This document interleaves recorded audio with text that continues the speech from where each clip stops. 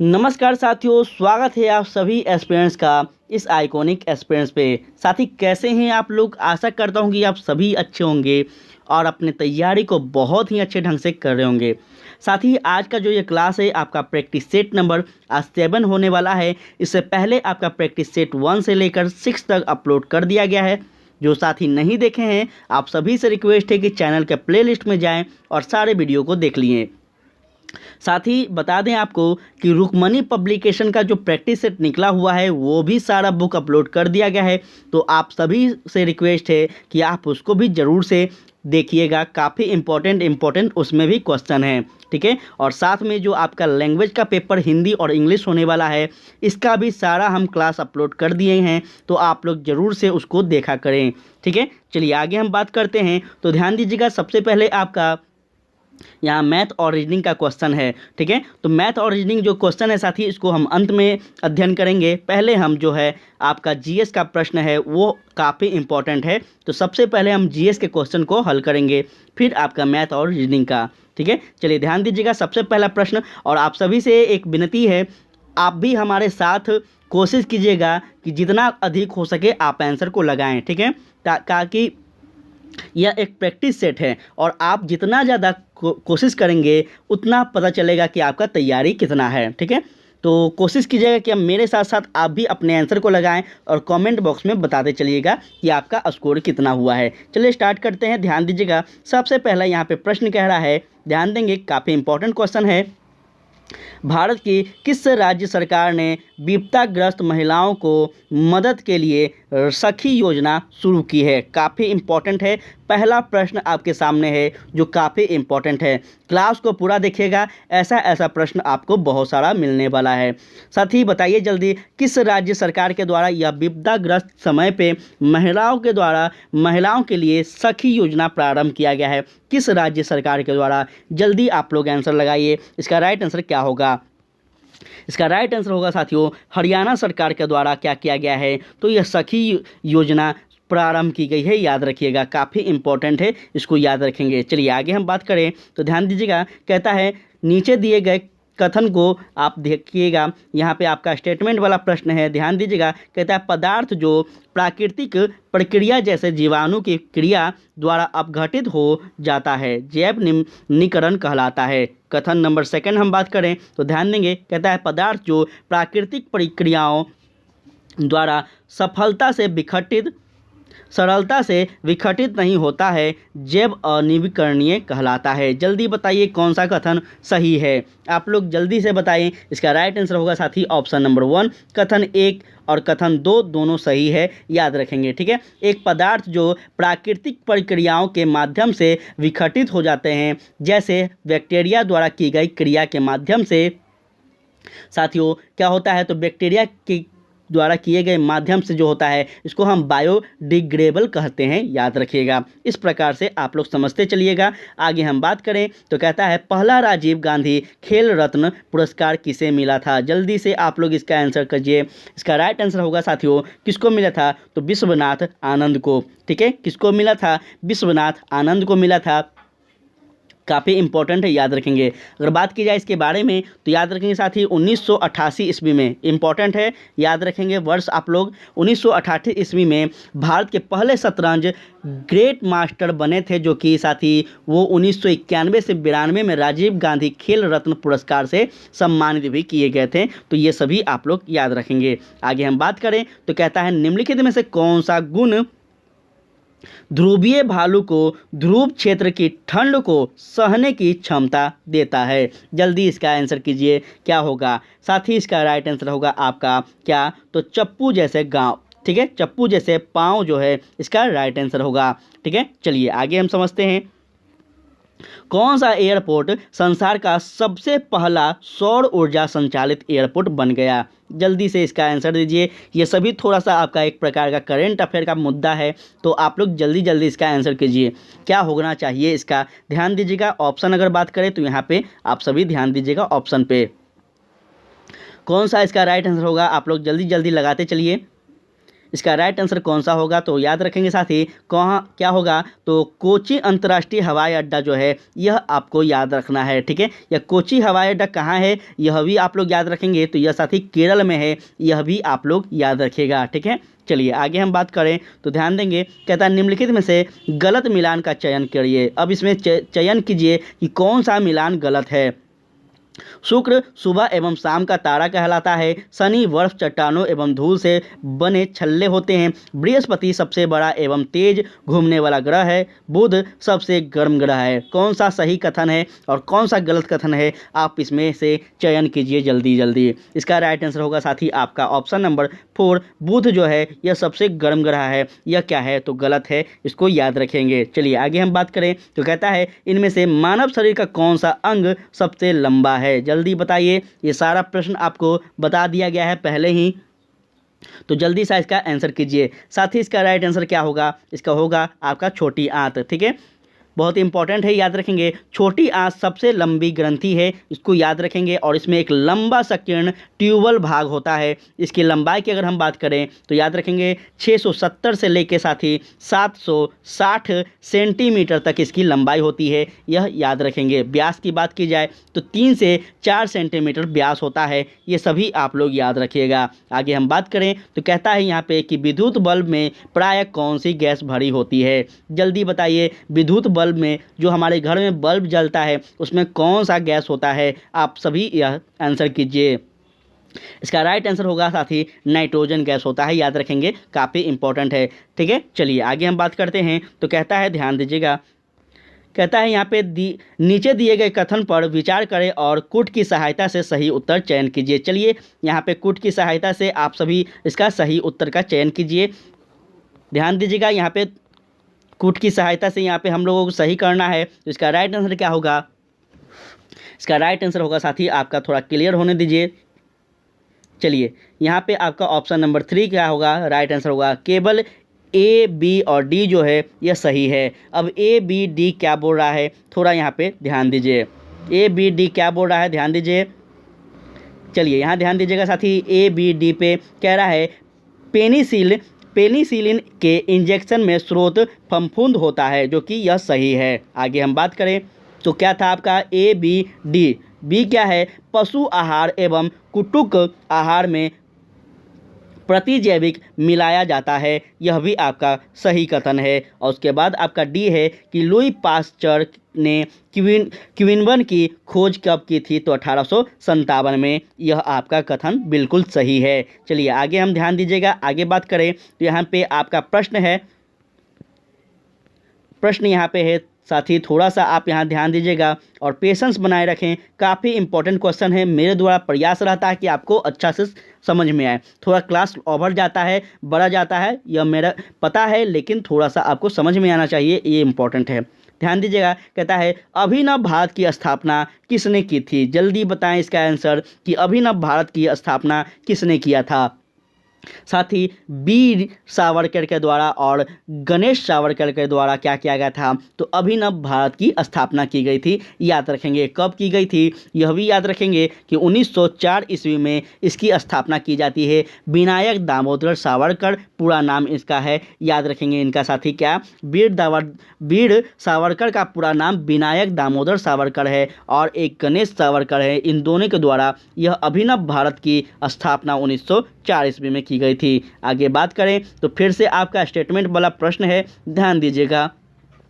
कह रहा है अभिकथन ए कि मछली स्वास्थ्य के लिए अच्छा आहार है। नेक्स्ट कथन कारण कह रहा है मछली से डॉल लीवर तेज मिलता है, जिसमें विटामिन डी अधिक मात्रा में पाई जाती है। कौन सा कथन सही है, जल्दी जल्दी इसका आंसर आप सभी कीजिए। इसका राइट आंसर होगा साथी आपका ऑप्शन नंबर 1। ठीक है, ए और आर दोनों सही है, आर एक ही सही व्याख्या करता है, बिल्कुल सही है। मछली एक क्या है, तो स्वास्थ्य एवं उच्च प्रोटीन के लिए युक्त भोजन है और यह स्वास्थ्य के लिए महत्वपूर्ण है, क्योंकि इसमें ओमेगा 3 फैटी एसिड विटामिन जैसे विटामिन बी भी पाई जाती है। तो ये सारी चीज़ आप लोग याद रखेंगे। साथ में मछली में साथ ही कैल्शियम, फॉस्फोरस, ये सभी प्रचुर मात्रा में होते हैं, इसको याद रखेंगे। ठीक है, चलिए आगे हम बात करें तो ध्यान दीजिएगा। नेक्स्ट क्वेश्चन कहता है कि भारत का मुख्य विधि अधिकारी कौन है? जल्दी बताइए, भारत का मुख्य विधि अधिकारी अर्थात लॉ अधिकारी कौन है? जल्दी से आज का इसका आंसर कीजिए। तो याद रखेंगे साथ ही इसका राइट आंसर होगा आपका अटॉर्नी जनरल। ठीक है, इस अटॉर्नी जनरल को भारत सरकार का एक प्रकार से कानूनी सलाहकार भी कहा जाता है, भारत सरकार का एक प्रकार से लॉयर भी कहा जाता है। तो याद रखेंगे, मानकर चलिए किसी भी प्रकार का भारत सरकार के द्वारा कोई विधि निकाला गया, कोई कानून निकाला गया, उस कानून को हाई कोर्ट के द्वारा, सुप्रीम कोर्ट के द्वारा रोक लगा दिया जाए, तो साथ ही यह भारत सरकार के द्वारा केंद्र सरकार के तरफ से यही अटॉर्नी जनरल है जो सुप्रीम कोर्ट में केस लड़ेंगे। इस बात को आप लोग याद रखिएगा। ठीक है, यह जो इनका चयन जो किया जाता है किसके द्वारा किया जाता है? तो याद रखेंगे, यह आप राष्ट्रपति के द्वारा किया जाता है, याद रखेंगे, और राष्ट्रपति ही इनको हटा सकते हैं। ठीक है, अब यह आपको बताना है कि यह अटॉर्नी जनरल का जो नियुक्ति होता है यह भारतीय संविधान के किस अनुच्छेद के अंतर्गत होता है? जल्दी सा आप लोग इसका आंसर कॉमेंट बॉक्स में कीजिएगा। अगर बात करें हम आगे तो कहता है अगर थोड़ा पानी प्लेट में रखकर धूप में छोड़ दें तो क्या होगा? जल्दी बताइए, इसका आंसर क्या होना चाहिए? साथ ही इसका राइट आंसर होगा आपका कि वाष्प बनकर उड़ जाएगा। ठीक है, क्या हो जाएगा? अगर थोड़ा पानी प्लेट में रखकर धूप में छोड़ दें तो वह वाष्प बनकर उड़ जाएगा, याद रखेंगे। और जल को गर्म करते हैं तो वह वाष्प में बदल जाता है, यह भी प्रक्रिया आप लोग याद रखेंगे, जिसे हम क्या कहते हैं? तो वाष्पन कहते हैं। ठीक है, ये सारे बात आप लोग याद रखेंगे। क्लास 5 और 6 का आप जब साइंस का बुक पढ़ेंगे या फिर बच्चों को पढ़ाएंगे तो ये वाला विधि आपको वहाँ पे पढ़ने को मिलेगा। आगे हम बात करें तो ध्यान दीजिएगा, कहता है मनुष्य के मूत्र में निकलने वाला विटामिन क्या है? जल्दी बताइए कौन सा विटामिन है? जल्दी जल्दी इसका आंसर कीजिए। इसका राइट आंसर होगा साथी विटामिन सी। ठीक है, विटामिन सी है, याद रखेंगे। मनुष्य के मूत्र में निकलने वाला जो विटामिन है यह विटामिन बी और सी है, दोनों है। ठीक है, इसको याद रखेंगे, लेकिन यहाँ पे बी नहीं दिया गया है, इसलिए आपका क्या होगा? सी सही हो जाएगा, याद रखेंगे। आगे हम बात करें तो नेक्स्ट क्वेश्चन कहता है जीवाणु की खोज किसने की थी? जल्दी बताइए, इसका राइट आंसर क्या होगा? जीवाणु की खोज किसने की थी? इसका राइट आंसर होगा साथी आपका ऑप्शन नंबर यहाँ पे क्या होगा? तो बी वी ए वी, थोड़ा सा यहाँ पे क्लियर नहीं दिख रहा है, थोड़ा सा एक सेकेंड साथी, एक सेकेंड ध्यान देंगे साथी। यहाँ पे क्या हो जाएगा? इसका right answer option number 2 A B लुइन हॉक हो जाएगा। ठीक है, याद रखिएगा, काफ़ी इंपॉर्टेंट है। और आगे हम बात करें तो यहाँ पे ध्यान दीजिएगा कि रॉबर्ट कोच ने हैजे के टीका की खोज की थी। ठीक है, ये रॉबर्ट कोच जो है ये किस चीज़ की खोज की थी? तो हैजे के टीका की खोज किए थे, याद रखिएगा। चलिए बढ़ते हैं आगे, यहाँ ध्यान दीजिएगा आप सभी। आज कैसा लग रहा है क्लास आप लोग ज़रूर बताएगा। उम्मीद कर रहे हैं कि हम जल्दी जल्दी आपको समझा पाएँ और बेहतर ढंग से समझाने का प्रयास भी कर रहे हैं। अगर ना अच्छा लग रहा हो तो आप सभी एक बार कमेंट बॉक्स में ज़रूर अपना एडवाइस दीजिएगा। ध्यान दीजिएगा, कहता है मलेरिया का कारण किसकी खोज है? थोड़ा सा ध्यान दीजिएगा कि मलेरिया का कारण किसकी खोज है। थोड़ा सा यहाँ पे आपका प्रश्न जो है यह मुझे लग रहा है उल्टा है। यहाँ पे देना चाहिए कि मलेरिया जो है किसकी खोज है, या फिर मलेरिया जो बीमारी है यह किसकी खोज है, इस प्रकार से होना चाहिए था। ठीक है, लेकिन ध्यान दीजिएगा इसका राइट आंसर क्या होगा? तो साथ ही मलेरिया जो है या किसके द्वारा खोजी गई थी? तो याद रखेंगे इसका राइट आंसर होगा रोनाल्ड रोस के द्वारा। ठीक है, यहाँ ध्यान दीजिएगा, रोनाल्ड रोस के द्वारा खोजी गई थी मलेरिया को, याद रखेंगे। कब की गई थी? तो यह भी याद रखेंगे 13 मई 1875 को। ठीक है, 1875 डिटेल में पूरा बता दिए हैं। साथ ही इसकी खोज की गई थी, जो कि यह जो रोनाल्ड रोस हैं यह कहाँ के रहने वाले व्यक्ति हैं? तो याद रखेंगे ब्रिटिश नोबेल पुरस्कार विजेता हैं और ब्रिटिश के रहने वाले व्यक्ति हैं, इनको याद रखेंगे। चलिए आगे हम बात करें तो ध्यान दीजिएगा, कहता है यहाँ पे निम्नलिखित में से किस क्रिया द्वारा जल रोगाणु मुक्त होता है? थोड़ा सा यहाँ ध्यान दीजिएगा साथी आप सभी, निम्नलिखित में से किस क्रिया द्वारा जल रोगाणु मुक्त होता है? इसका राइट आंसर क्या होगा? जल्दी जल्दी आंसर कीजिए।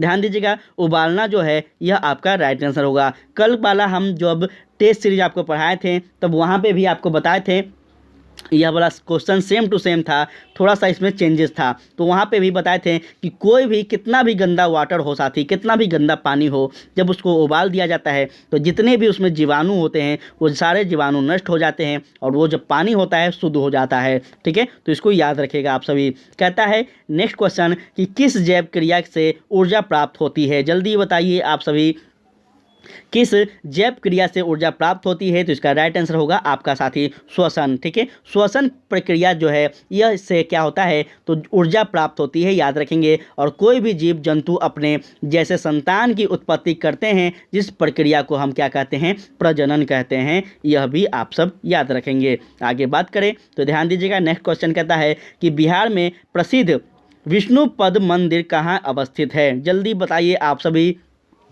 यह कहाँ, कौन सा जिला में स्थित है और उस जिला से कौन कौन अभी वीडियो देख रहे हैं यह भी बताना है आप सबको। जल्दी बताइए, इसका राइट आंसर होगा आपका गया। ठीक है, गया जो है वह बहुत ही बिहार का पर्यटन स्थल है, बहुत ही ज़्यादा वहाँ पे पर्यटन स्थल है साथी। और हर बार वहाँ पे कुछ ना कुछ होते रहता है, बाहर बाहर से लोग आते रहते हैं, तो इसको याद रखेंगे। चलिए आगे हम बात करते हैं। कहता है किस राज्य का जनसंख्या घनत्व सर्वाधिक है, जल्दी बताइए। क्या उत्तर प्रदेश, बिहार, पश्चिम बंगाल या फिर गोवा, जल्दी बताइए किस राज्य का जनसंख्या जो है घनत्व अधिक है। इसका राइट आंसर होगा साथी आपका ऑप्शन नंबर सेकंड, क्या है, बिहार जो है इसका अधिक है। याद रखेंगे कितना है, यह भी आपसे पूछेगा, तो याद रखेंगे 11,600। ठीक है, यह प्रति व्यक्ति वर्ग किलोमीटर के आधार पर बताया जा रहा है और यह 2011 की जनसंख्या के आधार पर बताया जा रहा है। यह भी बात आप लोग याद रखिएगा।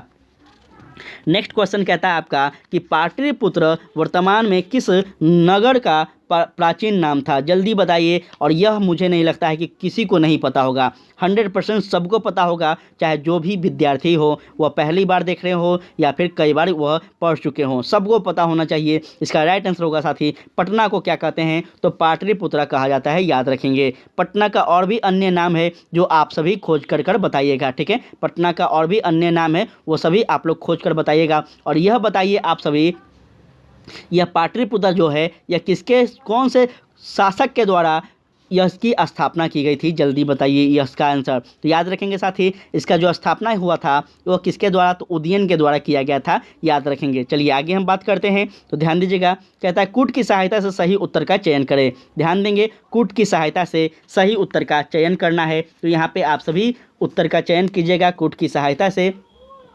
इसका राइट आंसर होगा साथी ऑप्शन नंबर 4, केवल ए और बी इसका राइट आंसर होगा। चलिए ए और बी क्या कह रहा है अब समझिएगा। ए कह रहा है साथी इससे जड़ें भूमि में गहराई तक जा सकती है। नेक्स्ट अगर बात करें तो और क्या था आपका, ए और बी था। बी कह रहा है पोली मिट्टी में गहराई में धंसी जड़ की सरलता से श्वसन कर सकती है, जो कि दोनों क्या है, सही है यहाँ।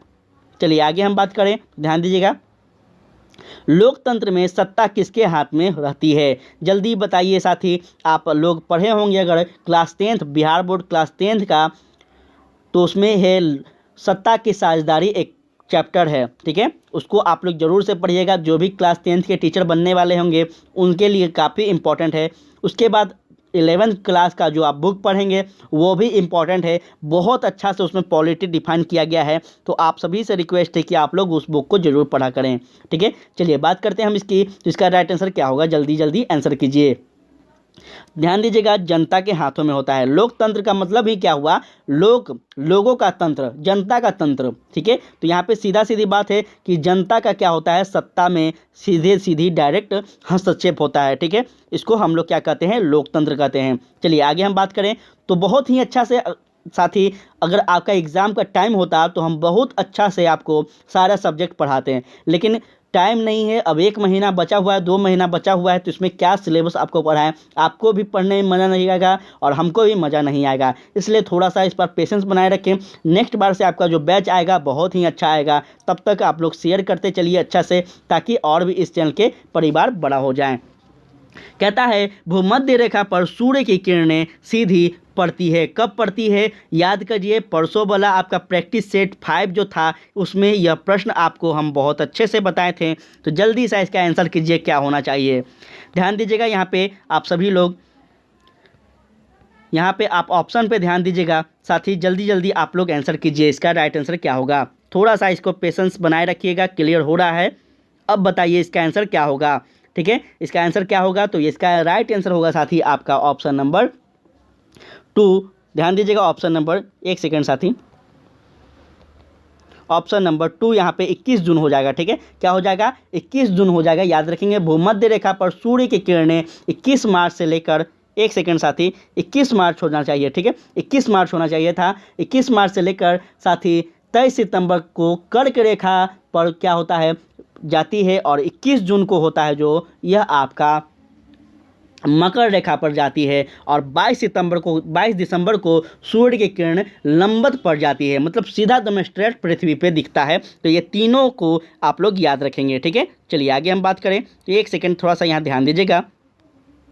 चलिए नेक्स्ट क्वेश्चन कह रहा है, ध्यान देंगे, कह रहा है हिमालय किस भूस्नत्ती का हिस्सा है, हिमालय किस भूस्नत्ती का हिस्सा है। इसका राइट आंसर होगा आपका किसका है, तो याद रखेंगे यह आपका टेथिस हो जाएगा, ठीक है। किसका हो जाएगा, टेथिस हो जाएगा, याद रखेंगे। लगभग 120 मिलियन वर्ष पहले विश्व में केवल 2 बड़े महाद्वीप थे, एक उत्तर लोरेशिया और एक अंगारा भूमि, ठीक है, जो कि दक्षिणी गोलार्ध में गोंडवाना लैंड था। याद रखेंगे यह गोंडवाना लैंड का ही जो अपना भारत है, यह दक्षिणी भाग जो है यह अपना गोंडवाना लैंड का ही हिस्सा है, यह भी आप लोग याद रखेंगे। आगे हम बात करें तो कहता है आपका भारतीय संविधान में मौलिक अधिकार की किस श्रेणी के तहत धर्म, जाति, लिंग या जन्म स्थान के आधार पर भेदभाव का निषेध है, ठीक है। निषेध का मतलब है कि अंत है। जल्दी बताइए किस अनुच्छेद में यह बात की गई है, ठीक है, और कौन सा यह कथन सही होगा, आप लोग जल्दी जल्दी इसका आंसर दीजिए।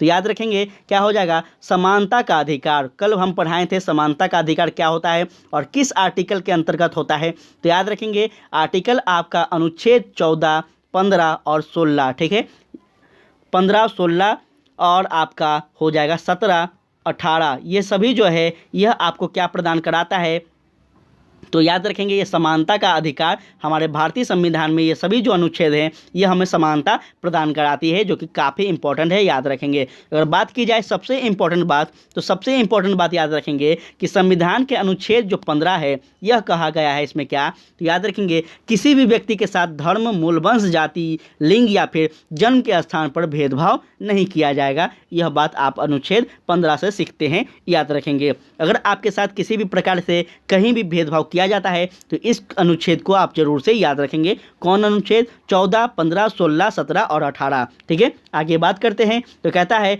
निम्नलिखित में से कौन गवर्नर जनरल स्वयं को बंगाल टाइगर कहता था। जल्दी बताइए कौन गवर्नर जनरल था जो अपने आप को बंगाल टाइगर कहता था।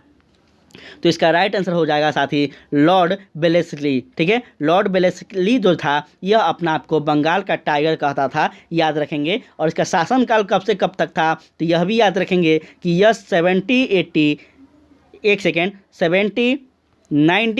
ठीक है, 1798 से 85, ठीक है, 885 तक था, 1805 तक था यह दिल्ली का, याद रखेंगे साथी। कहाँ का था, यह बंगाल का नहीं बल्कि भारत का था, ठीक है। चलिए आगे हम बात करें तो कहता है किसे विश्व के सबसे प्रदूषित राजधानी शहर के रूप में स्थान दिया गया है। जल्दी बताइए कौन सा आंसर सही होगा, तो याद रखेंगे इसका आपका नई दिल्ली होगा। नई दिल्ली क्यों होगा, क्योंकि सबसे ज़्यादा यहीं पे आवाजाही होता है, सबसे ज़्यादा अधिक यहाँ पे हर चीज़ भारत का जो एक प्रकार से जितना भी भारत का जो कार्य होता है वो नई दिल्ली में ही कार्य होता है। इस प्रकार से यह जो राजधानी है थोड़ा सा बिजी है, ठीक है, इसको याद रखेंगे। जितना भी राजनीतिक पार्टियां हैं, जितना भी राजनीतिक नेता हैं और भी बड़े बड़े जो पॉलिटिशियन हैं या फिर किसी भी प्रकार के कोई भी क्षेत्र के वह बड़े लोग हैं, जितने भी बड़े लोग हैं वो कहाँ रहते हैं, तो नई दिल्ली में ही रहते हैं या फिर मुंबई में रहते हैं। तो यह जो दो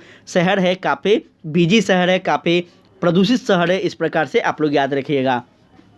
लोक नृत्य बोहाग बिहू किस राज्य से संबंधित है। लोक नृत्य बोहाग बिहू किस राज्य से संबंधित है, तो याद रखेंगे यह आपका हो जाएगा साथी किस राज्य से है, तो यह आपका असम से है, याद रखिएगा, ठीक है। बहुत इंपॉर्टेंट है, इसको याद रखेंगे। और यह साथी कब मनाया जाता है, तो याद रखेंगे यह 13 अप्रैल को मनाया जाता है, याद रखिएगा। काफ़ी इंपॉर्टेंट है, ये सारे बात आप लोग याद रखेंगे। कहता है विश्व की सबसे लंबी नहर कौन सी है, जल्दी बताइए विश्व की सबसे लंबी नहर कौन सी है। इसका राइट आंसर होगा आपका क्या, तो ग्रैंड कैनाल। ठीक है, ग्रैंड कैनाल जो है यह विश्व की सबसे लंबी नहर है, इसको याद रखिएगा। अगर बात की जाए इसकी लंबाई की तो याद रखेंगे 1776। ठीक है, 1776 किलोमीटर कुल इसकी लंबाई है, जो कि साथ ही अगर बात करें इसके बारे में तो कहाँ कहाँ से ये गुजरती है, तो यह भी आप लोग याद रखेंगे। चीन की ब्राज़ील हांगकांग ग्रैंड कैनाल, जिसे हम ग्रैंड कैनाल के रूप में जानते हैं, यह दुनिया की सबसे बड़ी और सबसे लंबी एवं गहराई वाली नदी है, इसको आप लोग अच्छे से याद रखिएगा। बात करें हम आगे तो कहता है किस शहर को विश्व के दूसरे सबसे शोर वाले शहर के रूप में स्थान दिया गया है, जल्दी बताइए। शोर वाले शहर मतलब हल्ला वाला शहर, बिजी शहर एक प्रकार से कह सकते हैं, किसको कहा जाता है, तो याद रखेंगे साथ ही इसका राइट आंसर होगा आपका किसका, तो मुरादाबाद को। ठीक है, जो कि उत्तर प्रदेश में भारत में मुरादाबाद शहर है, और यह शहर बांग्लादेश की राजधानी ढाका के बाद विश्व के दूसरे सबसे शोर वाला शहर के रूप में जाना जाता है, इसको याद रखेंगे। यह मुरादाबाद कहाँ है बता दिए आपको, उत्तर प्रदेश में है, तो आप लोग बिल्कुल भी गलती मत कीजिएगा। कह रहा है निम्नलिखित में से कौन सा विकल्प उष्णकटिबंधीय क्षेत्र का सर्वश्रेष्ठ वर्णन करता है, जल्दी बताइए इसका राइट आंसर क्या होगा। साथ ही इसका राइट आंसर होगा गर्म और आर्द्रता। ठीक है, अधिकांश उष्णकटिबंधीय जलवायु अपने उच्च तापमान और वर्षा भर उच्च मात्रा में वर्षा के लिए जानी जाती है, इसको याद रखेंगे आप सभी लोग। आगे बात करें नेक्स्ट प्रश्न पे अगर बात की जाए तो कहता है भारत द्वारा छोड़ा गया प्रथम उपग्रह कौन था, जल्दी बताइए। भारत द्वारा छोड़ा गया सबसे पहला उपग्रह, जल्दी बताइए इसका राइट आंसर क्या होगा। साथ ही बात करें तो आर्यभट्ट था। कौन था सबसे पहला भारत द्वारा छोड़ा गया उपग्रह था, आर्यभट्ट, याद रखिएगा। याद रखना है साथ ही इसके बारे में कि यह भारत के द्वारा छोड़ा गया प्रथम उपग्रह था, जो कि आर्यभट्ट के नाम से जाना जाता है, और इसे रूस के सहयोग से 1975 ईस्वी में, साथ ही याद रखेंगे, इसको छोड़ा गया था। ठीक है, ये सारे बात आप लोग याद रखिएगा। आगे हम बात करें तो कहता है इनमें से कौन सा शाकाहारी जंतु है, जल्दी बताइए। ये आंसर बहुत ही ईजी है, इसका नहीं आप जवाब दे पाएँ तो फिर बेकार हो जाएगा। जल्दी बताइए इसका आंसर क्या होगा। शाकाहारी मांसाहारी पूछा जाता है, आप लोग बताइए कौन सा इसमें सही है। साथ ही हाथी जो है यह क्या है, शाकाहारी है, याद रखेंगे। और आप सभी को बताना है कि जो हम मनुष्य हैं यह किस कैटेगरी में आते हैं, क्या हम मांसाहारी हैं, शाकाहारी हैं, सर्वाहारी हैं, मनुष्य कौन से कैटेगरी में आते हैं, जल्दी बताइएगा आप लोग कमेंट में इसका आंसर। चलिए बात करते हैं हम आगे, तो ध्यान दीजिएगा यहाँ पे आप सभी लोग। कहता है नेक्स्ट क्वेश्चन आपका थोड़ा सा क्लियर होने दीजिए, ध्यान देंगे। कहता है मछली जब तैरती है तो किसका प्रयोग करती है, जल्दी बताइए। मछली जब तैरती है तो अपने बॉडी में किस चीज़ का वह प्रयोग करती है। साथ ही इसका राइट आंसर होगा आपका ऑप्शन नंबर 4। साथ ही क्या होगा, मछली का पर। ठीक है, मछली का जो पर होता है उसका प्रयोग करती है, याद रखिएगा, काफ़ी इंपॉर्टेंट है। आगे बात करें तो कहता है मिलान करें, ध्यान दीजिएगा। एक और आपका शरीर का अंग है, दूसरी ओर पदार्थ और पाचन है, जल्दी बताइए कौन कौन सा सही अंग है और उसका पदार्थ पाचन है। आप सभी इसका राइट आंसर क्या होगा तो याद रखेंगे। साथ ही इसका राइट आंसर हो जाएगा आपका ऑप्शन नंबर 3। ठीक है, ऑप्शन नंबर 3 हो जाएगा। तो इस प्रकार से आप सभी मिलान कर लेंगे कि कौन किसमें सही सम्मिलित होगा। ठीक है, चलिए आगे बातेंगे। कहता है इनमें से कौन सजीव नहीं है, बहुत ही इजी प्रश्न है, इसका आंसर जल्दी कीजिए आप सभी। यह प्रश्न आप सभी के लिए बहुत ही आसान होगा, इसका राइट आंसर होगा साथ ही मोटर गाड़ी जो है यह क्या है तो सजीव नहीं है। सजीव और निर्जीव में क्या होता है फ़र्क आप सभी को पता होना चाहिए, यह आपको क्लास 1 क्लास 2 में ये सभी चीज़ पढ़ने को मिलता है। नेक्स्ट अगर हम बात करें तो कहता है टाइगर हिल अवस्थित है, कहाँ पे है, जल्दी बताइए। टाइगर हिल कहाँ अवस्थित है, तो याद रखना है कि पश्चिम बंगाल में है। ठीक है, टाइगर हिल जो है ये पश्चिम बंगाल में अवस्थित है, और टाइगर हिल का एक आकर्षण पहाड़ पर स्थित होने के कारण पर्यटन स्थल के रूप में इसे जाना जाता है, याद रखेंगे। बात करें हम आगे तो कहता है प्रकाश संश्लेषण होता है, किस चीज़ से होता है प्रकाश संश्लेषण, जल्दी बताएं आप लोग। तो इसका राइट आंसर होगा आपका ऑप्शन नंबर 2। ठीक है, क्या होगा, केवल ए और बी। चलिए ए और बी क्या कह रहा है ध्यान दीजिएगा। सबसे पहले कह रहा है हरी पत्तियों में होता है प्रकाश संश्लेषण और हरे तनों में होता है। ठीक है, जो कि फेल के कारण होता है। ठीक है, चलिए आगे हम बात करते हैं। तो कहता है मलेरिया की बीमारी फैलती है। मलेरिया की बीमारी क्यों फैलती है, किस कारण फैलती है? तो याद रखना है आप सभी को कि यह मच्छर से फैलती है। याद रखिएगा, काफ़ी इंपॉर्टेंट है। ठीक है, चलिए उसके बाद अगर बात करें हम नेक्स्ट क्वेश्चन पे, तो यहाँ ध्यान दीजिएगा। कहता है इनमें से कौन सा वाक्य सही नहीं है? जल्दी बताएं, इसमें से कौन सा वाक्य क्या नेक्स्ट अगर बात करें तो गतका एक मार्शल आर्ट है, सुपो एक मार्शल आर्ट है, सुमो एक मार्शल आर्ट है, मार्शल आर्ट एक शुद्ध कला है, सुमो चीन का एक खेल है। जल्दी बताएं इसमें से कौन सा सही होगा? राइट आंसर इसका बात करें तो याद रखेंगे साथी, ऑप्शन 4 जो है यह सही होगा। सुमो जो है यह कहाँ का है? तो चीन का एक खेल है, इसको याद रखना है आप सभी को। और यह गतका जो है, यह गतका कहाँ का है? तो याद रखेंगे ये गतका एक मार्शल आर्ट है, जो कि यह भी सही है। ठीक है, यह गतका जो है यह मार्शल आर्ट है, और मार्शल आर्ट एक युद्ध कला है। ठीक है, मार्शल आर्ट एक क्या है? तो युद्ध कला है। इसको आप लोग अच्छे ढंग से याद रखेंगे। सारे कथन जो है थोड़ा सा आपको याद रखना होगा इसके बारे में, मार्शल आर्ट के बारे में। कहता है नेक्स्ट क्वेश्चन कि खाद्य पदार्थ को संरक्षित रखने में बाधा है। खाद्य पदार्थ को संरक्षित रखने में बाधा है। क्या है बाधा? जल्दी बताएं, इसका राइट आंसर क्या होगा? तो याद रखना है आप सभी को, इसका राइट आंसर होगा आपका ऑप्शन 2 पानी। ठीक है, क्या होगा? पानी होगा। खाद्य पदार्थ को बाधा रखने में या फिर संरक्षित रखने में बाधक जो है यह क्या है? तो पानी है। इस प्रकार से आप लोग याद रखेंगे। ठीक है, चलिए आगे हम बढ़ते हैं।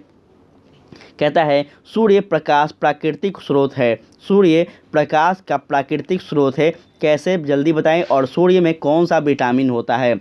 साथ ही सूर्य में जो विटामिन होता है यह कौन सा होता है? तो याद रखेंगे विटामिन डी होता है। और यह कब से कब तक होता है? तो यह भी याद रखेंगे, यह सूर्य में जो विटामिन डी होता है यह पूरा दिन नहीं होता है, इसको याद रखेंगे। कब से कब तक? तो सुबह 6 बजे से लेकर 8 बजे तक होता है, याद रखेंगे। सुबह 6 बजे से सुबह 8 बजे तक मात्र 2 घंटा जो होता है यह सूर्य में विटामिन डी होता है। इसलिए आप सभी देखते होंगे कि सुबह में सब लोग मॉर्निंग वॉक करने जाते हैं। ठीक है, वो किस लिए जाते हैं? तो सूर्य की विटामिन डी की थोड़ा ऊर्जा को लेने के लिए जाते हैं। इस तरह से आप लोग याद रखेंगे। आगे हम बात करें तो ध्यान दीजिएगा। कहता है नेक्स्ट क्वेश्चन आपका, प्राचीन नालंदा विश्वविद्यालय में प्रवेश हेतु किस संगठन द्वारा प्रवेश परीक्षा ली जाती थी? बहुत इंपॉर्टेंट है, अब बहुत ही ज़्यादा इंपॉर्टेंट है। जल्दी बताइए कि प्राचीन नालंदा विश्वविद्यालय में प्रवेश लेने के लिए किस संगठन के द्वारा एंट्रेंस एग्जाम लिया जाता था? जल्दी से इसका आंसर करें। तो याद रखेंगे साथी, इसका राइट आंसर होगा, इसका राइट आंसर हो जाएगा आपका क्या? इसका राइट आंसर हो जाएगा आपका ऑप्शन नंबर 4। इसका राइट आंसर हो जाएगा आपका ऑप्शन नंबर 3। ठीक है, किसके द्वारा? तो द्वारपिंड के द्वारा। ठीक है, अब सॉरी साथियों, थोड़ा सा आपका हम यहाँ पे 94 क्वेश्चन पे आ गए थे, तो हम थोड़ा सा क्षमा चाहेंगे। यहाँ पे ध्यान दीजिएगा आप सभी। यहाँ से आपका, चलिए यहाँ से स्टार्ट करते हैं। थोड़ा सा हम आगे बढ़ गए थे, ध्यान नहीं था।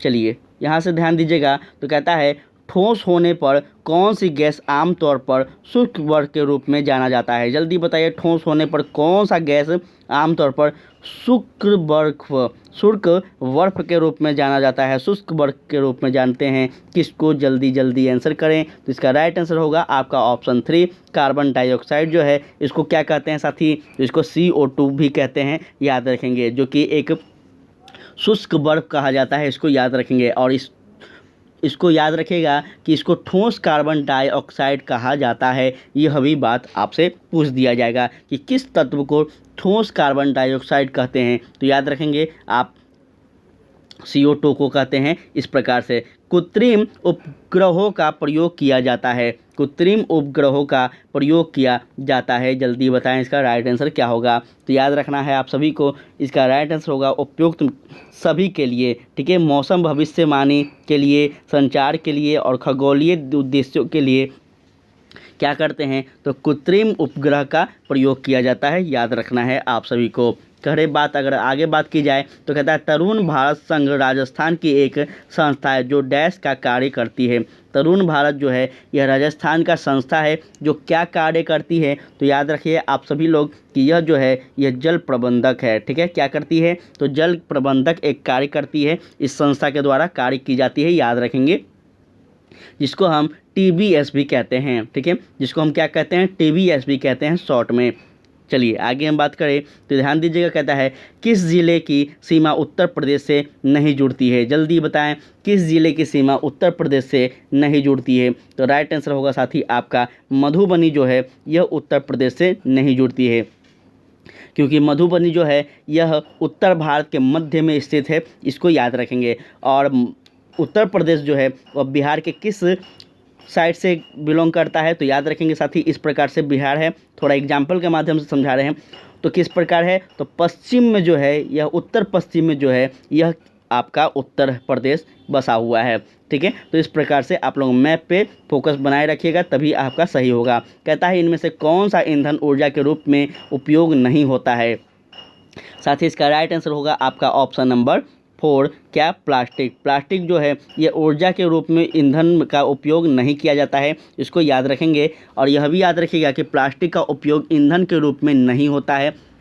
ठीक है, अच्छे ढंग से इसको याद रखिएगा। आगे हम बात करें तो कहता है हवा से प्राप्त ऊर्जा को कहा जाता है क्या, हवा से जो प्राप्त ऊर्जाएं होती है उसको क्या कहा जाता है, तो याद रखना है आप सभी को, उसको पवन ऊर्जा कहेंगे। ठीक है, पवन ऊर्जा कहेंगे, इसको याद रखेंगे।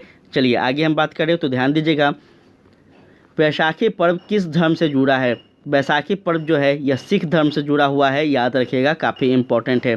ठीक है, चलिए उसके बाद अगर बात की जाए ध्यान दीजिएगा नेक्स्ट क्वेश्चन कहता है सौर मंडल का कौन सा एकमात्र तारा है, सौर मंडल का जो तारा है वो कौन सा है, जल्दी बताएं, इसमें से शुक्र है, बृहस्पति है, पृथ्वी है या फिर सूर्य है, कौन सा है, तो इसका राइट आंसर होगा साथ ही सूर्य जो है यह क्या है, तो एक प्रकार का तारा है, इसको याद रखेंगे।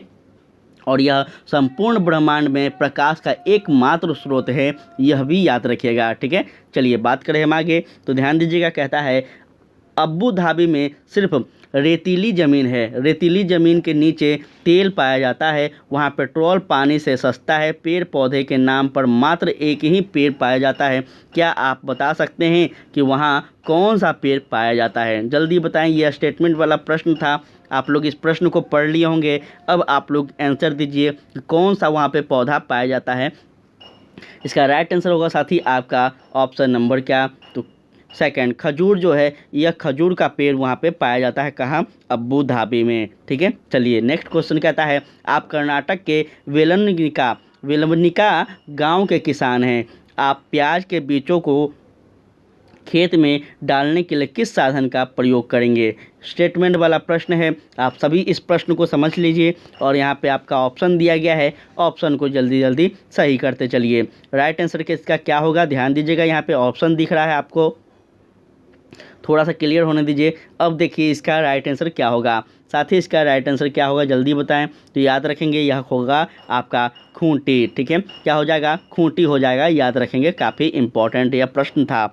नेक्स्ट अगर बात की जाए तो कहता है यहाँ पे प्राचीन नालंदा विश्वविद्यालय में प्रवेश हेतु तो किस संगठन द्वारा प्रवेश परीक्षा ली जाती थी, जो कि अभी हम जस्ट बता दिए हैं साथी। इसका राइट आंसर क्या होगा, तो इसका राइट आंसर आपका हो जाएगा ऑप्शन नंबर 3, हम बता दिए थे। चलिए आगे बढ़ते हैं तो कहता है सबसे तेज़ दौड़ने वाला जानवर है, जल्दी बताइए इसमें से, यह तो बच्चों वाला प्रश्न है, इसका सही आंसर आप लोग जल्दी से कर दीजिए। क्या हाथी है, बिल्कुल नहीं, जिराफ है, बिल्कुल नहीं, घोड़ा है, बिल्कुल नहीं, तो क्या होगा, चीता होगा, याद रखना है आप सभी को। ठीक है, चलिए बढ़ते हैं हम आगे तो कहता है इनमें से हमें जंगल से क्या प्राप्त होता है, क्या होता है, जलवापन होता है, जड़ी बूटी होता है, इमारती लकड़ी होता है, उपयुक्त सभी होता है। तो साथ ही हमें जंगल से जो प्राप्त होता है वो क्या होता है, तो याद रखना है यह सभी जो होता है यह सभी हो जाएगा। ठीक है, जड़ी बूटी होता है, इमारत की लकड़ियाँ होती है, जलावन होता है, सभी तो होते हैं, और भी बहुत सारी चीज़ होते हैं, इनफैक्ट इतना ही नहीं बहुत सारे, जंगल के बिना जीवन अधूरा है, इस बात को याद रखना है आप सभी को। कहता है विश्व का सबसे बड़ा महासागर कौन सा है, विश्व का सबसे बड़ा महासागर कौन सा है, जल्दी इसका आंसर करें। इसका राइट आंसर होगा आपका ऑप्शन नंबर साथ ही सेकंड, प्रशांत महासागर जो है यह विश्व का सबसे बड़ा महासागर है और विश्व की सबसे खाई वाली जो है यह क्या है, तो मेरियाना ट्रेंच है, जिसको प्रशांत महासागर भी कहते हैं, याद रखेंगे। मेरियाना ट्रेंच की गहराई की अगर हम बात करें तो साथी याद रखेंगे 11,022, यह आपका क्या है, तो इसकी गहराई है, याद रखना है आप सभी को। यह मीटर में है, यह भी आप लोग याद रखिएगा। चलिए बात करते हैं हम आगे। तो कहता है माउंट एवरेस्ट की ऊंचाई है। साथ ही कल के क्लास में हम बताए थे आपको कि माउंट एवरेस्ट की जो ऊंचाई है कितनी है, तो जल्दी से इसका आंसर कीजिए, माउंट एवरेस्ट की जो ऊंचाई है वो कितनी है। तो याद रखना है साथी आप सभी को, इसका राइट आंसर होगा आपका ऑप्शन सेकंड। ठीक है, क्या है, तो 8,848 मीटर है किसका, माउंट एवरेस्ट की ऊंचाई, इसको याद रखेगा। चलिए बढ़ते हैं हम आगे। तो कहता है बिहार के किस गांव में बेटी के जन्म पर 10 वृक्ष लगाने की परंपरा है। आप सभी को एक चीज़ बता दें, यह करेंट अफेयर का एक प्रकार से मुद्दा कह सकते हैं आप। कल जो कि 10 जून था, ठीक है, और कल आप सभी के पास अगर प्रभात खबर पेपर आता होगा तो शायद आप बिल्कुल पढ़े होंगे कि प्रभात खबर में एक न्यूज़ दिया गया था बेटियों के बारे में, बेटी बचाओ बेटी पढ़ाओ, इस प्रकार से और भी बहुत सारे चीज़ थे, दहेज प्रथा के बारे में। तो वहाँ पे यह जिक्र किया गया था और वहाँ पे यह बात भी कहा गया था कि कौन सा ज़िला है जिसमें बेटी के जन्म पर वृक्ष लगाए जाते हैं, वह बिहार का ही ज़िला है। तो जल्दी से आप लोग आंसर कीजिए। अगर आप कल का न्यूज़पेपर पढ़े होंगे प्रभात खबर तो बिल्कुल आप यहाँ पे सही आंसर कर पाए होंगे। साथ ही इस प्रकार से हम सबको पढ़ना है, करेंट का मुद्दा और वर्तमान की मुद्दा और भी जो हमारे सिलेबस में हो सभी को मिलाकर पढ़ेंगे तो बिल्कुल सही कर पाएंगे। इसका राइट आंसर हो जाएगा आपका क्या, तो याद रखना है साथी धड़हाल। ठीक है, क्या हो जाएगा, धड़हरा हो जाएगा। ठीक है, धड़हरा हो जाएगा, याद रखेंगे। धड़हरा कहाँ है यह भी आप लोग याद रखेंगे, तो यह मुंगेर में है, याद रखेगा। कहाँ है, मुंगेर में है यह धड़हरा, जहाँ पे बच्चियों के जन्म लेने पर वहाँ पे 10 वृक्ष लगाए जाते हैं, जो कि एक बहुत ही खुशी की बात है, एक बहुत ही अच्छा यह संदेश देता है। ठीक है, चलिए आगे बढ़ते हैं। तो कहता है निम्नलिखित में से क्या रक्त में मौजूदा नहीं है। रक्त में जो है वो क्या नहीं है, तो याद रखेंगे साथियों, यह हो जाएगा आपका प्लेसेंटा। क्या होगा, प्लेसेंटा जो है ये रक्त में मौजूद नहीं है, याद रखेंगे। और रक्त जो है यह प्लाज्मा प्रतिबिंब रक्त कोशिकाओं से बना होता है, जिसमें प्लाज्मा की अगर प्रतिशत की बात करें तो 55% प्लाज्मा हमारे रक्त में होती है, इसको याद रखना है आप सभी को। बात करें हम आगे तो ध्यान दीजिएगा। कहता है पानी में डूबने पर एक छड़ी मुड़ हुई दिखाई पड़ती है, इसका कारण क्या है। अगर आप पानी में कोई भी स्टिक को सीधा रखेंगे तो वो आपका इमेज आप जब देखेंगे तो थोड़ा सा आपको वह टेढ़ा टाइप का दिखेगा। ठीक है, तो क्या है इसका कारण, जल्दी बताएं इसका आंसर आप सभी। ठीक है, इसका आंसर क्या होगा, तो याद रखना है साथी, यह प्रकाश का अपवर्तन होता है। क्या होगा, प्रकाश की किरण के एक पारदर्शी माध्यम से दूसरे पारदर्शी माध्यम में जाने पर दिशा क्या होता है, तो परिवर्तन होते हैं, इसी को हम क्या कहते हैं, तो प्रकाश का अपवर्तन कहते हैं, याद रखिएगा। चलिए बढ़ते हैं हम आगे।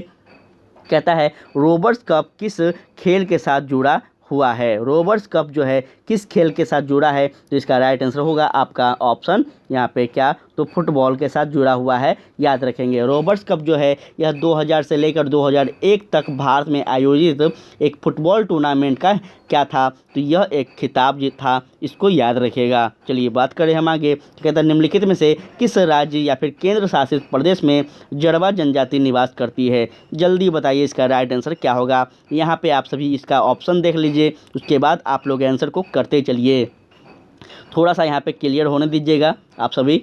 तो इसका राइट आंसर क्या होगा साथी, इसका राइट आंसर होगा आपका ऑप्शन नंबर 4, अंडमान और निकोबार में जो है यह जुड़वा जनजाति वहाँ पे निवास करती है, याद रखेंगे। अंडमान की 4 प्रमुख जनजातियाँ हैं, यह भी याद रखेंगे, जिसमें जड़वा आता है, ग्रैंड अंडमानी आता है, प्रहरी आता है और ओगने आता है। ये 4 जनजातियों को आप लोग याद रखेंगे तो ये आपके लिए फ़ायदा होगा। कहता है निम्नलिखित में से किसने फिल्म लिटिल बुद्धा का निर्देशन किया। साथ ही बताइए निम्नलिखित में से किसने फिल्म लिटिल बुद्धा का निर्देशन किया है। इसका राइट आंसर क्या होगा, जल्दी जल्दी आंसर करें। तो ध्यान दीजिएगा, इसका राइट आंसर होगा आपका ऑप्शन नंबर 3 साथियों, क्या, तो बोनार्डो बर्तोलुची जो है इसका राइट आंसर होगा। यह जो लिटिल बुद्धा है कब आया था, तो याद रखेंगे 1993 में साथी यह एक मूवी बनाई गई थी, इसको याद रखेंगे। चलिए बढ़ते हैं आगे। तो कहता है वाक्य को पढ़कर नीचे दिए गए विकल्पों के सही पहचान करें कि मैं कौन हूँ, सिर पर मेरे कलगी है, सभी कहते हैं कि मैं सबसे अच्छा नाच दिखाता हूँ, अपने सुंदर पंखों पर नाज है मुझे, और बारिश से पहले मैं ज़ोर से चिल्लाता हूँ। आसानी से अब आप लोग आंसर कर पाएंगे। यहाँ पे जब वर्षा की बात की गई है, बारिश में क्या कह रहा है यहाँ पे, अपने सुंदर पंखों के लिए जानी जाती हूँ और बारिश से पहले मैं ज़ोर से चिल्लाती हूँ। तो यहाँ पे आप बिल्कुल पकड़ लिए होंगे शब्दों को कि यह कौन सा पक्षी कह रही है। ठीक है, इसमें से बताइए किसका कथन है यह। तो याद रखना है आप सभी को, यह आपका हो जाएगा साथियों मोर का। ठीक है, मोर हो जाएगी, याद रखेंगे। चलिए बात करते हैं हम आगे। तो कहता है कि निम्नलिखित में से कौन सा अन्य से भिन्न है। क्या है, नहाना, कपड़े धोना, तैरना या फिर कंघी करना, कौन सा अलग है, जल्दी बताइए। इसका राइट आंसर होगा आपका ऑप्शन नंबर 4 साथी, कंघी करना जो है यह सभी चीज़ों से भिन्न है, अलग है थोड़ा। नहाना जो है एक ही साथ होगा, कपड़े धोना भी एक साथ होगा, और तैरना जो है यह भी नहाना कहीं तो पार्ट आया। तो कंघी करना जो है यह आपका क्या हो गया, अलग हो गया। निम्नलिखित में से कौन से कथन जंगलों के संदर्भ में सही है, जल्दी बताएं इसका राइट आंसर। ध्यान दीजिएगा, इसका राइट आंसर हो जाएगा आपका साथी यहाँ पे ऑप्शन नंबर 3, क्या हो जाएगा, ACD इसका राइट आंसर होगा। ठीक है, पारिस्थितिक तंत्र एक ऐसा स्थान है जहाँ सभी चीज़ों के एक साथ सह अस्तित्व में परस्पर एक दूसरे पर निर्भर करती है, और वन एक पारिस्थितिक तंत्र है जिसमें पौधे और जानवर एक दूसरे पर निर्भर रहते हैं। इसको आप लोग याद रखेंगे और स्टेटमेंट को यहाँ पे आप लोग समझ लीजिएगा। ठीक है, चलिए बढ़ते हैं आगे नेक्स्ट क्वेश्चन पे। तो कहता है कुतुब मीनार के पास स्थित लो स्तंभ वैज्ञानिकों का ध्यान अपनी ओर आकर्षित करता है। ध्यान दीजिएगा, काफ़ी इंपॉर्टेंट क्वेश्चन है। और इसका बात करें हम तो राइट आंसर होगा प्रतिरोध। ठीक है, लोह के स्तंभ में पुरातात्विद और वैज्ञानिकों का ध्यान आकर्षित किया गया है क्योंकि इसकी जंग के लिए उच्च प्रतिरोध वाला प्रयोग किया गया है। ठीक है, इसको याद रखेंगे। और उच्च फॉस्फोरस सामग्री वाले लोह पर बनने वाले क्रिस्टलीय आयरन हाइड्रोजन फॉस्फेट की एक समान परत है जिसका संरक्षण प्रतिरोध का परिभाषा होता है, याद रखिएगा। चलिए बढ़ते हैं आगे। तो कहता है किस प्रकार की मिट्टी द्वारा अधिकतम जल धारण किया जाता है, जल्दी इसका आंसर करें। तो याद रखना साथी, ये हो जाएगा आपका दोमट मिट्टी। ठीक है, दोमट मिट्टी एक प्रकार की क्या है, तो एक प्रकार की मिट्टी है जो कि फसलों के लिए अत्यंत उर्वरक, मतलब बहुत ज़्यादा उर्वरक उपजाऊ होती है, और इसमें लगभग 40% सिल्ट, 20% चिकनी मिट्टी तथा शेष 40% जो है यह बालू होता है। इसको अच्छे ढंग से आप लोग याद रखेंगे। कहता है नेक्स्ट क्वेश्चन पे ध्यान दीजिएगा। तो यहाँ पे कहता है निम्नलिखित में से किस देश में विश्व का सबसे बड़ा वन क्षेत्र है, जल्दी बताइए इसका राइट आंसर। साथ ही इसका राइट आंसर होगा आपका ऑप्शन नंबर 3, रूस जो है ये सबसे बड़ा क्या है, तो विश्व में सबसे बड़ा वन क्षेत्र है। इसको आप लोग बिल्कुल भी मत भूलिएगा। ठीक है, बात करें हम आगे। तो नेक्स्ट अगर बात की जाए तो यहाँ ध्यान दीजिएगा नेक्स्ट क्वेश्चन पे। कहता है बंगाल के विभाजन से किस ब्रिटिश वायसराय का संबंध है। कई बार यह प्रश्न बताए हैं, आप लोग देखे होंगे परसों वाला चैप्टर जो टेस्ट चल रहा है, राष्ट्रीय आंदोलन वाला जो टेस्ट चला रहे हैं हम, उसमें भी हम पूरा पढ़ा रहे हैं, पूरा आपका सिलेबस से जुड़ा हुआ पढ़ा रहे हैं। अंतर्राष्ट्रीय आंदोलन जो है, राष्ट्रीय आंदोलन जो सिलेबस में आपका पूरी तरह से है, वो आंदोलन के बारे में पूरा पढ़ा रहे हैं। कौन कौन पार्टी थे उसमें, कौन कौन लोग थे, कौन कौन स्वतंत्र सेनानी थे, बिल्कुल बेसिक से एकदम पढ़ा रहे हैं। तो आप लोग से उम्मीद है कि वो उसको देखा करिए, देख कर ही आए होंगे। तो इसका राइट आंसर जो होगा हो जाएगा क्या, लॉर्ड कर्जन। ठीक है, क्या हो जाएगा, लॉर्ड कर्जन था, याद रखेगा। बात की जाए इसके बारे में तो याद रखेंगे साथी, जुलाई 1905 में बंगाल के विभाजन की घोषणा की गई थी, और यह विभाजन अक्टूबर 2005 में हुआ था, याद रखेंगे। इसी विभाजन के अंतर्गत क्या होता है, तो बंग भंग आंदोलन चलाया जाता है, स्वदेशी आंदोलन चलाया जाता है, जो कि पूरे बंगाल में नहीं बल्कि अन्य क्षेत्रों में भी पूरी तरह से फैल जाती है, याद रखेगा। और भी बहुत सारा कथन है, तो आपको क्लास जैसे जैसे चलेगा बताएंगे। यहाँ पे एक चीज़ इंपॉर्टेंट बात याद रखेंगे साथी कि यह बंग भंग आंदोलन जो चला था, स्वदेशी आंदोलन जो चला था, इसी समय डॉक्टर राजेंद्र प्रसाद जो थे, ये साथी बहुत ज़्यादा स्टेटमेंट देते हैं जिसमें गंगा नहाने की बात की जाती है, राखी दिवस के रूप में मनाया जाता है, और इस दिवस को काला दिवस के रूप में मनाया जाता है। तो ये सारे बात थोड़ा सा आप लोग याद रखिएगा, यह किसका कथन है।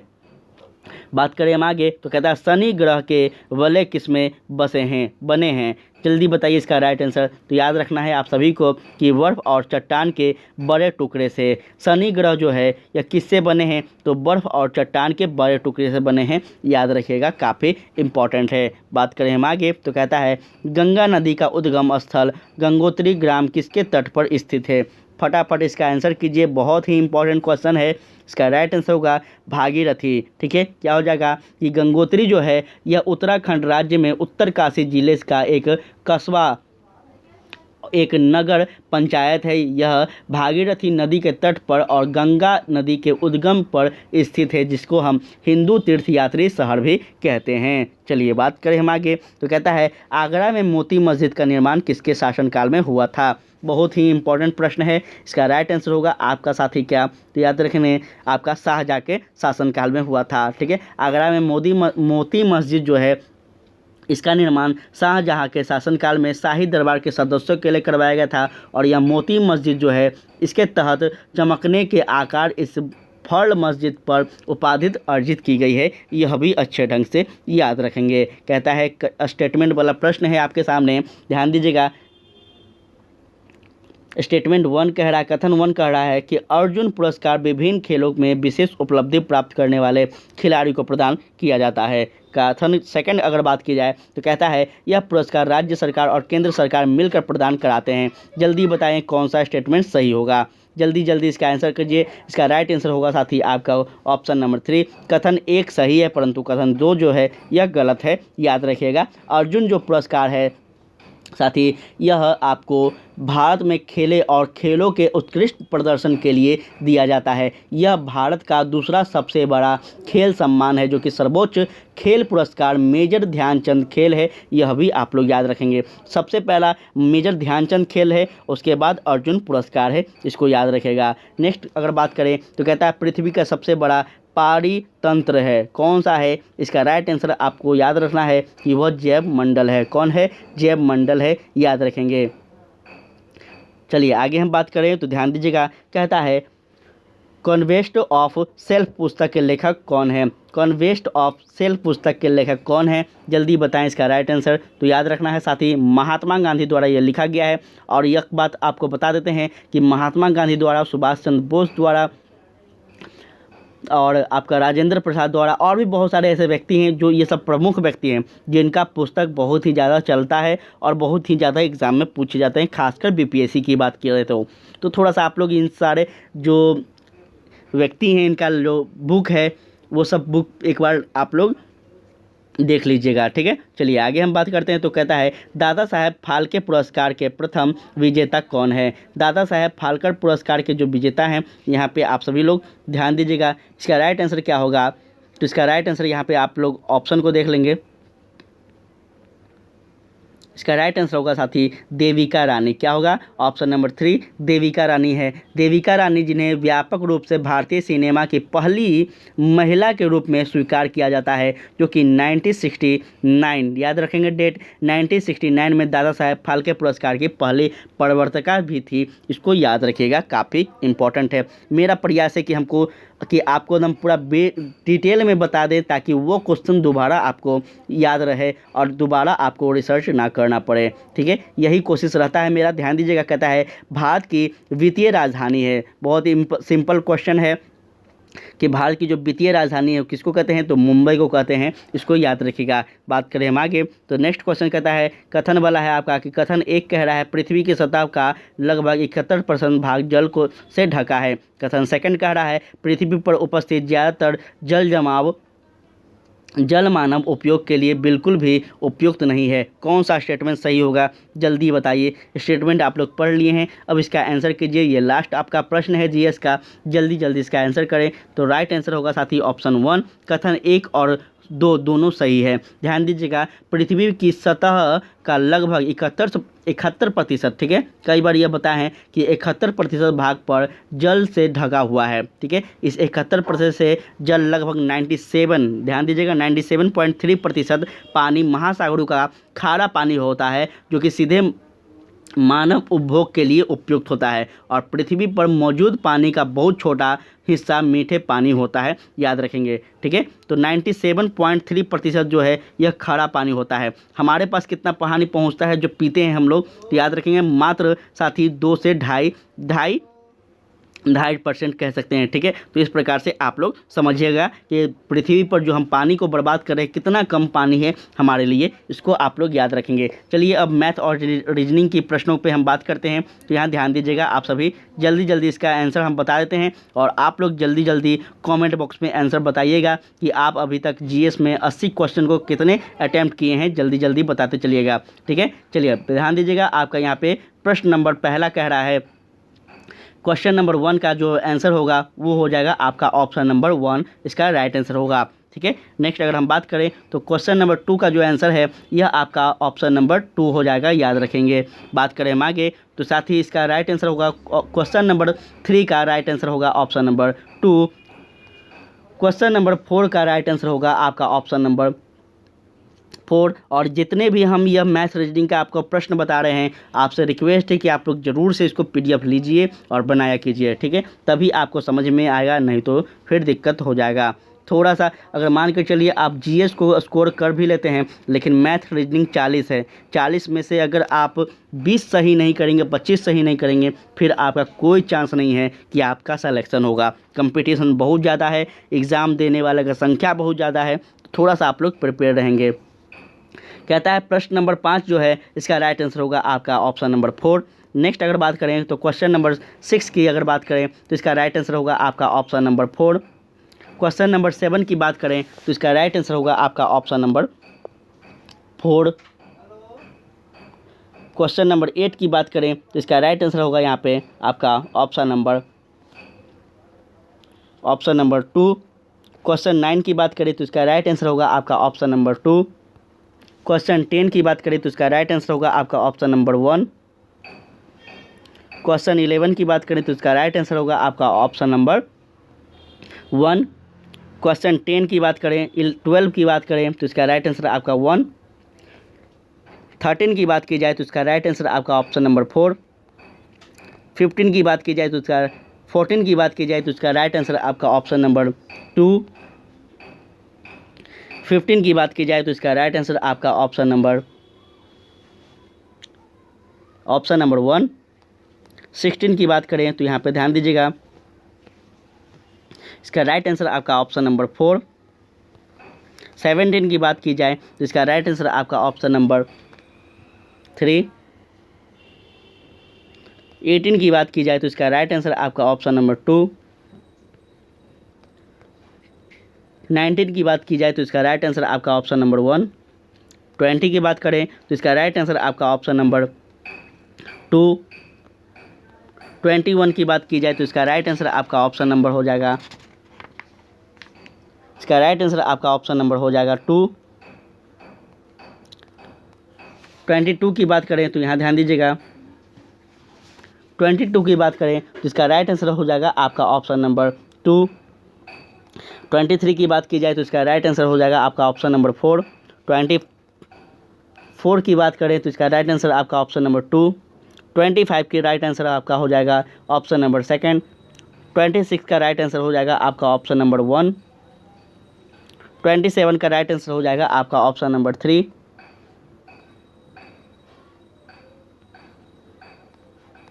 28 की बात करें तो यहाँ ध्यान देंगे,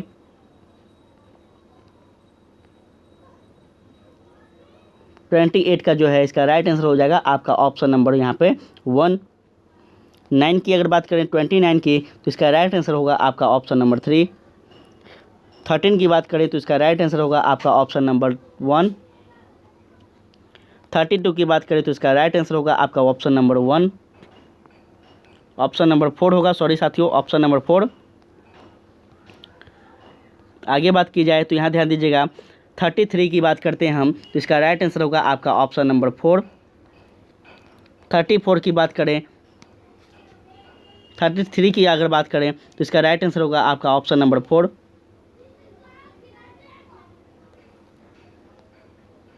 आगे बात करें 34 की तो इसका राइट आंसर होगा आपका ऑप्शन नंबर 3। 35 का ऑप्शन नंबर 1, 36 का आपका ऑप्शन नंबर हो जाएगा यहाँ पे, 36 का ऑप्शन नंबर हो जाएगा यहाँ पे क्या। तो थोड़ा सा एक सेकंड साथी, इसको हम, ये सारा हम बनाए हुए हैं, आप सभी को अगर नहीं होगा तो हम सॉल्यूशन का PDF आपको टेलीग्राम पे सेंड कर देंगे। तो 36 का जो आपका आंसर होगा इसका क्या हो जाएगा, तो आपका याद रखना है यह आपका ऑप्शन नंबर 3। 37 का जो है इसका राइट आंसर आपका ऑप्शन नंबर 1, और 38 का जो है इसका राइट आंसर आपका ऑप्शन नंबर 2। 39 का ऑप्शन नंबर 1, 39 का ऑप्शन नंबर यहाँ पे ध्यान दीजिएगा, 39 का ऑप्शन नंबर 1। और यह आपका अंतिम क्वेश्चन है साथी 14, जो कि मैथ और रीडिंग का अंतिम प्रश्न है, इसका राइट आंसर हो जाएगा आपका ऑप्शन नंबर 2। ठीक है, तो इस प्रकार से साथी आपका प्रैक्टिस सेट नंबर 7 जो है ये होता है समाप्त। क्लास कैसा लगा आप लोग ज़रूर बताएंगे, अच्छा लगा हो तो प्लीज़ आप लोग शेयर करते चलें, और बता दें साथी आपको कि आपका जो यहाँ पे इस चैनल पे लगातार 3 क्लास चल रहा है, ताकि आपका आप समय कम है और आपका सिलेबस अधिक से अधिक हो सके।